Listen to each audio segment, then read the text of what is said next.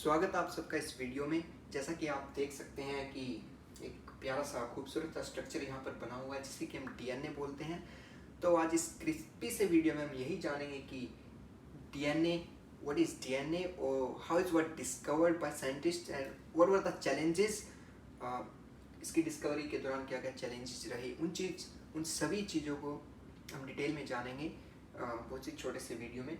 So let's get started. तो सबसे पहले कि हम सब जानते हैं कि 19th और 20th सेंचुरी साइंस के लिए बहुत ही गोल्डन एज रही। उसी दौरान था कि बहुत से साइंटिफिक एक्सपेरिमेंट्स हुए, बायोलॉजी में भी, फिजिक्स में भी और केमिस्ट्री भी अच्छी खासी डेवलप कर रही थी। तो साइंटिस्ट के अंदर एक जिज्ञासा जागी कि पता लगाए कि ओरिजिन ऑफ लाइफ कैसे हुई अर्थ पर। तो उसी दौरान बहुत ही एक्सपेरिमेंट चल रहे थे। तो साइंटिस्ट के अंदर यही भी आया कि अब कि मतलब क्या है, एक बेसिक यूनिट क्या है जो सेल के अंदर, मतलब कि ह्यूमन जिससे एक पूरा का पूरा ऑर्गेनिज्म बन जाता है, एक एनिमल मान लीजिए या कोई भी अदर ऑर्गेनिज्म, जिससे कि मतलब पूरी एक ऑर्गेनाइज स्ट्रक्चर है। तो उसके पीछे का एक रीज़न पता लगाना था। तो वही एक्सपेरिमेंट चल रहे थे। 19th सेंचुरी की बात है। तो सबसे पहले आए रॉबर्ट हुक, जिन्होंने 1831 में एक सेल का स्ट्रक्चर पता लगाया कि एक सेल भी होता है, एक न्यूक्लियस, सेल के अंदर एक न्यूक्लियस भी होता है। तो अगर उसे मैं बनाना चाहूँ एक बार बोर्ड पर, तो जैसे कि मान लीजिए एक सेल है, सेल के अंदर एक सेल मेम्ब्रेन होता है, और प्लांट सेल की अगर हम बात करें तो एक सेल वॉल भी होती है। उसके बाद सेल वॉल, और इसका केमिकल स्ट्रक्चर किसी दूसरे वीडियो में हम देखेंगे कि कैसे बनता है एक सेल मेम्ब्रेन और सेल वॉल, उनके बीच में क्या क्या डिफरेंसेस हैं। तो भी जानते हैं हम न्यूक्लियस क्या होता है। एक सेल वॉल मान लीजिए, एक प्लांट सेल मान लीजिए, और उसके अंदर एक सेल मेम्ब्रेन है। सेल मेम्ब्रेन के अंदर एक न्यूक्लियस पड़ा हुआ है। न्यूक्लियस की भी एक न्यूक्लियर वॉल भी होती है। उसके अंदर एक डीएनए पड़ा होता है, कुछ स्ट्रक्चर, एक केमिकल स्ट्रक्चर है जिसे हम डीएनए बोलते हैं, जो कुछ ऐसा दिखता है। अब इसके स्ट्रक्चर में हम बात करें तो ये चीज़ बाद में कंटिन्यू करते हैं। पहले ये देख लेते हैं कि डीएनए का स्ट्रक्चर होता कैसा है। उसके एक दो चेन होती हैं, दो अल्टरनेट कह सकते हैं, पैरेलल या एंटी पैरेलल होती हैं। अगर सच में बोले तो एंटी पैरेलल चेन होती हैं, जिनकी जो मेन ब्रांच है वो बनी होती है न्यूक्लियोसाइड से। न्यूक्लियोसाइड्स होते हैं, उन पे एक अल्टरनेटिवली AGC। अब पहले बता देता हूँ कि ATGC ये क्या होते हैं। ये बेसिकली हमारे न्यूक्लियोटाइड्स होते हैं, जिससे कि ये पूरा का पूरा डीएनए बनता है। तो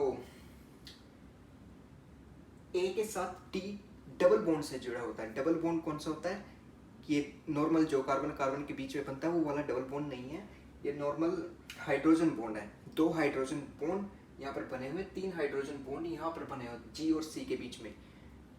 G और C guanosine, guanine, cytosine and adenine, thymine, इनकी फुल फॉर्म ये होती है। बाकी इसके बारे में अगले वीडियो में जानेंगे डिटेल में।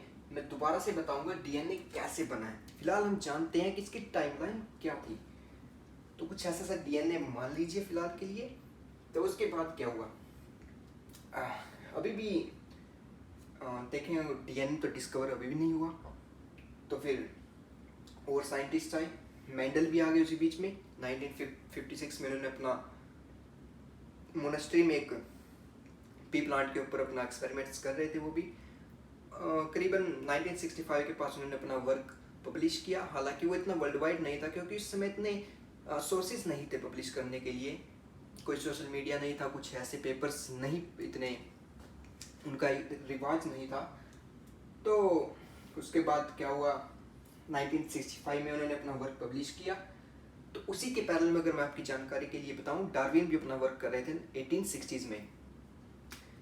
तो मेंडल ने हालांकि कुछ थोड़ा सा आइडिया दे दिया था अपने जो 3 लॉज उन्होंने दिए थे कि फंडामेंटल लॉज ऑफ इनहेरिटेंस, उसमें थोड़ा सा इनडायरेक्ट आइडिया मेंडल ने भी दे दिया था कि हाँ भाई कुछ ना कुछ हिडन फैक्टर जो है वो हमारे कंटिन्यूस ऑफ लाइफ और कह सकते हैं इनहेरिटेंस के लिए रिस्पॉन्सिबल है।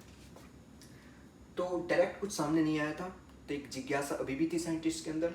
तो उसी सिलसिले में दूसरा साइंटिस्ट आया हमारे पास लगभग 1869 के आसपास, मिशनर।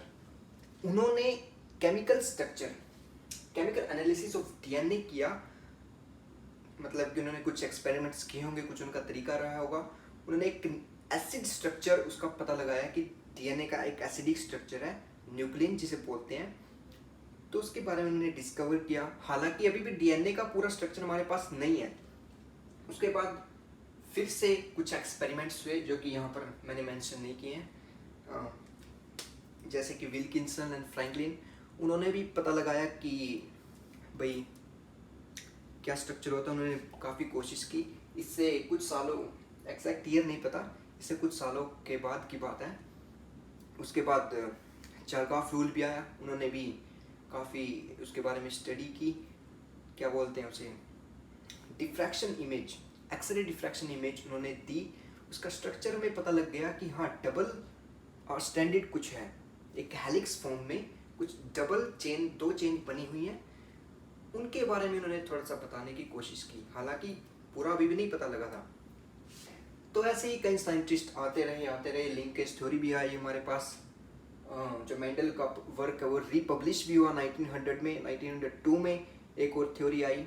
उसके बाद 1906 में भी एक थ्योरी आई जिसे हम बोलते हैं लिंकेज थ्योरी।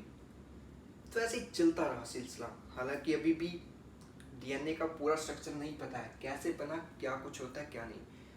तो ये 1953 में ही था सबसे पहली बार जो जेम्स वाटसन एंड क्या बोलते हैं, जेम्स वाटसन एंड क्रिक ने एक मॉडल दिया डीएनए का 1953 में। उन्होंने डिटेल में बताया कि ऐसा ऐसा डीएनए होता है और कुछ ऐसी इसकी प्रॉपर्टीज़ है, केमिकल और फिजिकल जो भी प्रॉपर्टीज़ उन्होंने डिस्कवर की। तो यही पूरी टाइमलाइन थी जो डीएनए के डिस्कवरी में थी। और अगर बात करें कि डिफ़िकल्टीज़ क्या आई, ऐसी मतलब कि क्या डिफ़िकल्टीज थी जिसमें 83 इयर्स लग गए हमारे पास, लगभग 1850 से अगर हम माने और 1953 तक 83 years, it's such a long time period. And what were the difficulties in the discovery of that. यही था कि मतलब कि वो उसे एक्सट्रैक्ट नहीं कर पा रहे थे, न्यूक्लियस के अंदर से हम निकालने में बहुत सी मुश्किलें आ रही थी। तब भी निकालते थे तो टूट जाता था, यही प्रॉब्लम्स थी। तो इन्हीं वजह से हम उसको नहीं पढ़ पा रहे, उसकी स्टडी डिटेल में नहीं हो पा रही थी। हाँ, तो यही था डीएनए की डिस्कवरी के बारे में। और आगे की जो डिस्कशन सब हम अगले वीडियोस में करेंगे। So for till that time stay tune and stay healthy, try करते रहिए।